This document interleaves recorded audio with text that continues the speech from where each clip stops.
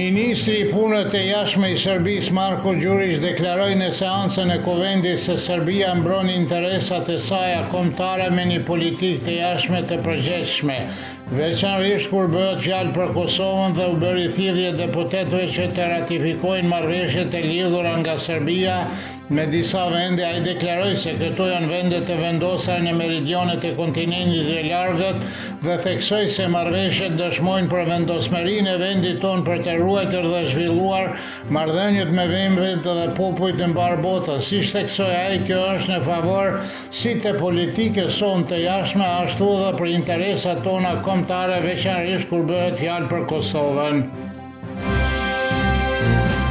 Raundi i ri i dialogut midis Beogradit dhe Prishtinës po mbahet në Bruksel në patronazhin e Bashkimit Evropian dhe pritet takimi i parë trepalësh të dy delegacioneve me ndërmjetësin e Bashkimit Evropian për dialog, Peter Sorensen. Delegacionin e Beogradit, i cili përfshin ekspertë të shumë, udhëhiqet nga drejtori i zyrës për Kosovë dhe Metohi dhe kryenegociatori në nivelin teknik Petar Petković.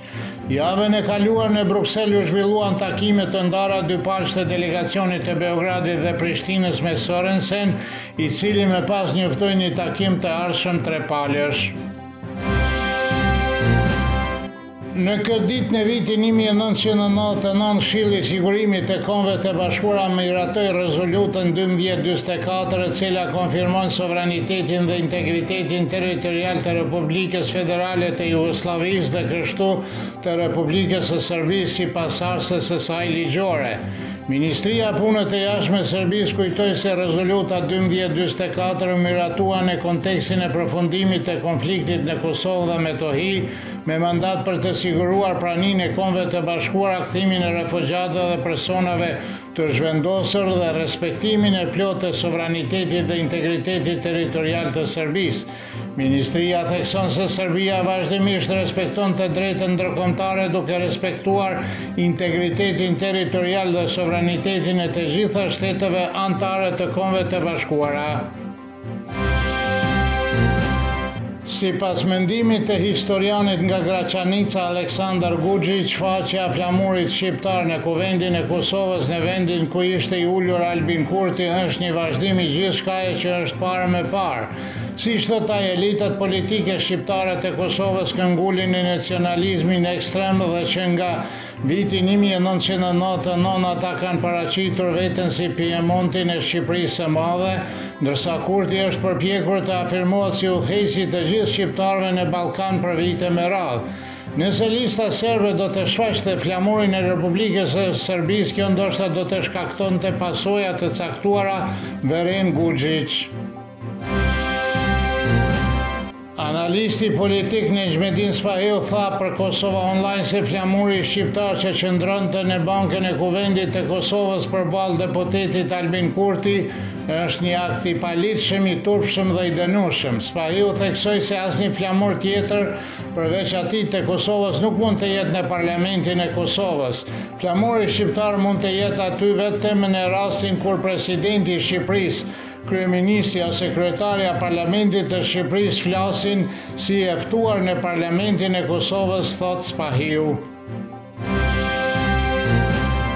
Historiani Vuk Marković thot se simbolika flamurit shqiptar në bankën e Parlamentit të Kosovës nuk është për t'u habitur, sepse që nga ekzistenca e saj vetëvendosja ka pasur në fokus ideologjinë pan-shqiptare bazuar në idenë e bashkimit të gjithë shqiptarëve. Ashtu si entitetet dhe shtetet tjera në Ballkan edhe Kosovës i mungon identiteti, vlerëson Marković dhe shpjegon se këmbgulja për flamurin shqiptar lidhet me formimin e identitetit të Kosovës. Ai kujton se simbolet shtetërore të Kosovës u bën sipas modelit të Çipros ose Bosnës dhe Hercegovinës me qëllim që të theksohej sa më pak identiteti tradicional, etnik, fetar ose historik. Në Prizren po festohet 147 vjetori i lidhjes së Prizrenit, një organizatë politike 4 velajeteve me shumicë shqiptare në perandorinë osmane. Ajo themelua zyrtarisht me 10 qershor të vitit 1878 në xhamin Bayrakli në Prizren, pasi territoret e banuara nga shqiptarët ju ndan vendeve të tjera nga marrëveshja Shën Stefanit dhe Berlinit.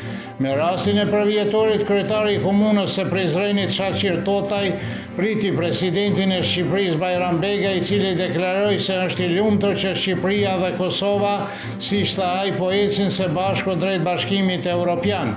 Kryeministri i Kosovës në mandatin teknik Albin Kurti tha se lidhja Prizrenit ishte një pasqyrim i rebelimit dhe dëshirës për vetëqeverisje të popullit shqiptar. Moti edhe nesër në mëngjes do të jetë i kthjellë dhe i freskët me mjegull në lugina dhe rafshina, ndërsa gjatë ditës do të ketë mot me diell dhe më të ngrohtë.